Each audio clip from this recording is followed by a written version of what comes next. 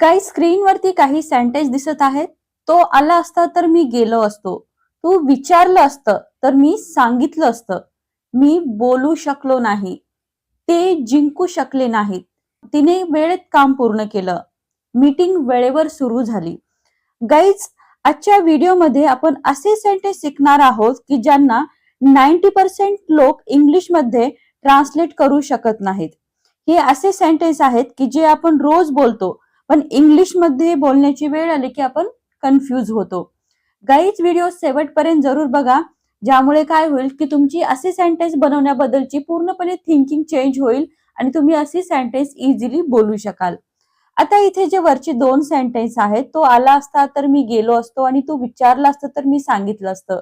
हे जे दोन सेंटेन्स आहेत, या सेंटेन्स मध्ये इमॅजिनरी म्हणजेच अनरिअल सिच्युएशन म्हणजे जी खरी नसणारी सिच्युएशन सांगितली आहे. आणि त्याच्या खालचे जे दोन सेंटेन्स आहेत, मी बोलू शकलो नाही किंवा जिंकू शकलो नाही, याच्यामध्ये एखादी गोष्ट तुम्ही पास्ट मध्ये करू शकत होतात पण ती करू शकला नाहीत हे सांगितलं आहे. आणि लास्टचे जे दोन सेंटेन्स आहेत त्याच्यामध्ये वेळेवर आणि वेळेच्या आधी या दोन गोष्टीबद्दल बोललं गेलेलं आहे. गाईज, आपण पहिल्यांदा पहिले दोन सेंटेन्स बघा. या सेंटेन्स मध्ये तुमची काय हे जे पहिले दोन सेंटेन्स आहेत यामध्ये इमॅजिनरी सिच्युएशन म्हणजेच अनरिअल सिच्युएशन सांगितली आहे. म्हणजेच यात काय म्हणजे एखादी गोष्ट खऱ्यात घडलेली नाही पण तुम्ही इमॅजिन करताय की ती सिच्युएशन इमॅजिन करताय की पास्ट मध्ये असं झालं असतं तर. आता एक्झाम्पल बघा. तो आला असता तर मी गेलो असतो. आता हे सेंटेन्स आहे.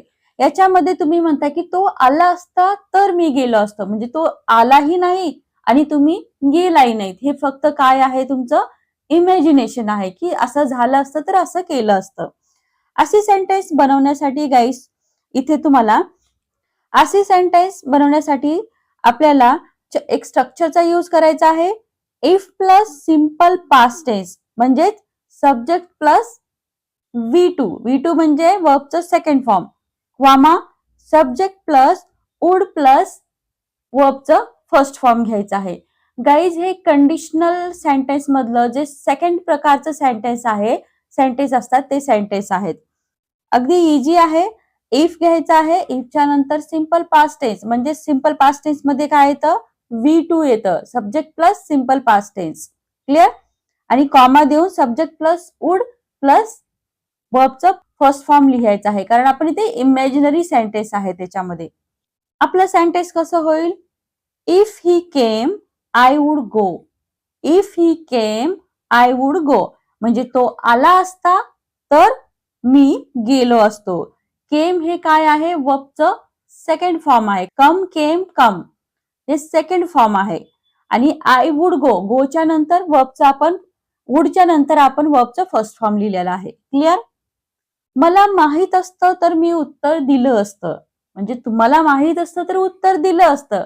याच्यातलं काही घडलं नाही, तुम्ही इमॅजिन करताय की बाबा असं झालं असतं तर असं केलं असतं. Simply if I knew I would answer. If I knew I would answer. नोचं सेकंड फॉर्म न्यू. तू विचारलं असतं तर मी सांगितलं असतं.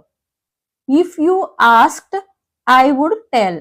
If you asked I would tell. Asked second form आस्कचं. Clear.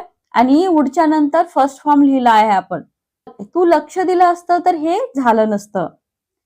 If you paid attention this wouldn't happen. If you paid attention this wouldn't happen.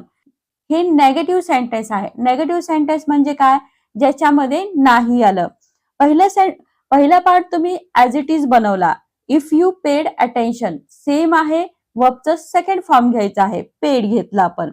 आणि तर हे झालं नसतं. इथे फक्त तुम्ही वुडच्या नंतर नॉट लिहायचं आहे, त्याच्यानंतर वर्बचं फर्स्ट फॉर्म लिहायचं आहे. This wouldn't happen. Wouldn't would नॉटचं कॉन्ट्रॅक्शन आहे. क्लिअर. ती हसली असती तर मला आनंद झाला असता. If she smiled I would be happy. If she smiled I would be happy. Guys, इथे एक लक्षात ठेवा, जर मराठीच्या सेंटेन्स मध्ये तुम्हाला इमॅजिनेशनचा सेन्स येत असेल आणि तिथे असं झालं असतं तर असं केलं असतं. अशा प्रकारे तुम्हाला सेंटेन्स दिसत असेल तर डोळे झाकून तुम्हाला हे स्ट्रक्चर यूज करून अशा प्रकारे सेंटेन्स बनवायचं आहे. इथपर्यंत क्लिअर झालं? आता नेक्स्ट सेंटेन्स बघा.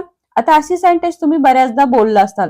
मला झोप आली नाही, मी बोलू शकलो नाही किंवा मला बोलायला जमलं नाही, ती येऊ शकली नाही किंवा आम्ही काम पूर्ण करू शकलो नाही.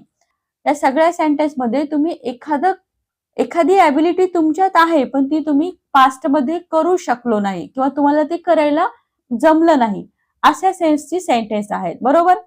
ही सेंटेन्स बनवण्यासाठी तुम्हाला काय करायचं आहे, कुड नॉट प्लस वर्बचं फर्स्ट फॉर्म घ्यायचं आहे. म्हणजे याचं स्ट्रक्चर काय होईल, सब्जेक्ट प्लस कुड नॉट प्लस वर्बचं फर्स्ट फॉर्म. कुड नॉटचं कॉन्ट्रॅक्शन आहे कुडंट. आपण हेही घेऊ शकतो, दोन्ही घेऊन सेंटेन्स बनवू शकतो. याच्यानंतर वर्बचं फर्स्ट फॉर्म लिहायचं आहे. एक्झाम्पल बघा, मी त्याला ओळखू शकलो नाही. म्हणजे तुम्ही पास्ट मध्ये झालं आहे की त्याला तुम्ही ओळखू शकला नाही, ती तुमच्यात ॲबिलिटी होती पण तुम्ही त्याला ओळखू शकला नाही. Simple, I couldn't recognise him. I couldn't recognise him. इथे लक्षात ठेवा, सगळ्या सब्जेक्ट सोबत तुम्ही कुड नॉट घेऊ शकता. मी बोलू शकलो नाही, I couldn't speak. I couldn't speak. मग किंवा इथं असंही सेंटेन्स असू शकतं की मला बोलायला जमलं नाही. म्हणजे तुम्हाला जमलं नाही याचा मीनिंग सुद्धा तुम्ही ती गोष्ट करू शकला नाही असाच होतो. ती येऊ शकली नाही. She couldn't come. She couldn't come. मला झोप आली नाही. I couldn't sleep. I couldn't sleep. ते जिंकू शकले नाहीत. They couldn't win. They couldn't win. मी त्याला वाचवू शकलो नाही.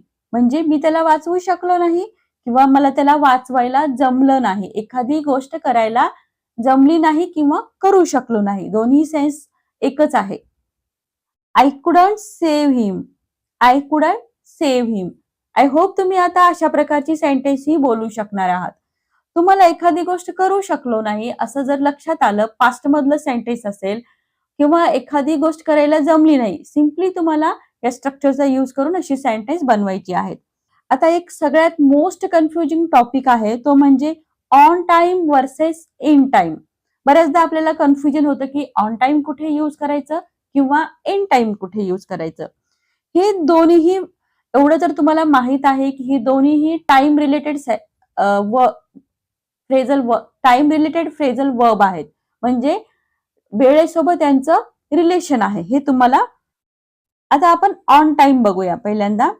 ऑन टाइम म्हणजे काय, पंक्च्युअलिटी, डिसिप्लिन किंवा वेळेवर.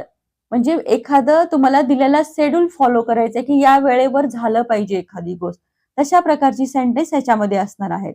एक्झाम्पल, मी शाळेत वेळेवर पोहोचलो. म्हणजे एक ठरवून दिलेला टाइम आहे, बरोबर टाइमावरती तुम्ही तिथे पोहोचलात. I reached school on time. I reached school on time. Reached का आलं, इथे सिंपल पास्ट टेन्सचं सेंटेन्स आहे म्हणून आपण अशी सेंटेन्स कशामध्ये बनवतो, सिंपल पास्ट टेन्स मध्ये बनवतो. आणि सिंपल पास्ट टेन्स मध्ये वर्बचं सेकंड फॉर्म घ्यायचा आहे. मीटिंग वेळेवर सुरू झाली. The meeting started on time. The meeting started on time. Clear? तसंच आता इन टाइम. इन टाइम म्हणजे एखाद्या वेळेच्या आधी, भले ते 1 मिनिट असू द्या किंवा 1 सेकंद असू द्या, त्या वेळेच्या आधी एखादी गोष्ट होणे म्हणजेच आपण त्याला काय म्हणायचं आहे, इन टाइम. एक्झाम्पल, तिने वेळेत काम पूर्ण केलं. 10 o'clockचा टाइम दिलेला आहे, तिनं 10 o'clockच्या आधी ते काम पूर्ण केलं असा याचा मीनिंग झाला. She finished work in time. She finished work in time म्हणजे उशीर होण्याआधी. सिंपल लँग्वेज मध्ये जर याला तुम्हाला डिकोड करायचं म्हटलं तर उशीर होण्याआधीच ते काम तुम्ही पूर्ण केलं. बरोबर? मी बस पकडण्यासाठी वेळेत पोहोचले. I reached in time to catch the bus. I reached in time to catch the bus. ही सगळी सेंटेन्स सिंपल पास्टची असणार आहे, त्याच्यामुळे वर्बचं सेकंड फॉर्म इथे घ्यायचा आहे. मी बरोबर वेळेवर पोहोचलो. I reached on time. I reached on time, बरोबर वेळेवरती, डिसिप्लिन सांगत आहे याच्यामध्ये, तुमचा शेड्यूल सांगत आहे. आणि मी उशीर होण्याआधी पोहोचलो. I reached in time. I reached in time. I hope या 2 सेंटेन्स वरनं तुमचं कन्फ्युजन क्लिअर झालं असेल. ऑन टाइम आणि इन टाइम. ऑन टाइम म्हणजे एकदम वेळेवर, बरोबर वेळेवर, आणि इन टाइम म्हणजे वेळेच्या आधी, उशीर होण्याच्या आधी. आय होप गाईज याच्यातली जेही स्ट्रक्चर किंवा जेही सेंटेन्स आपण बघितली ती तुम्हाला नक्कीच युजफुल असतील आणि तुम्हाला समजली सुद्धा असतील की अशी सेंटेन्स डेली यूज मध्ये कशी बोलायची. गाईज व्हिडिओ आवडला लाईक करा, शेअर करा. चॅनलवरती जर तुम्ही नवीन असाल तर सबस्क्राईब करायला विसरू नका.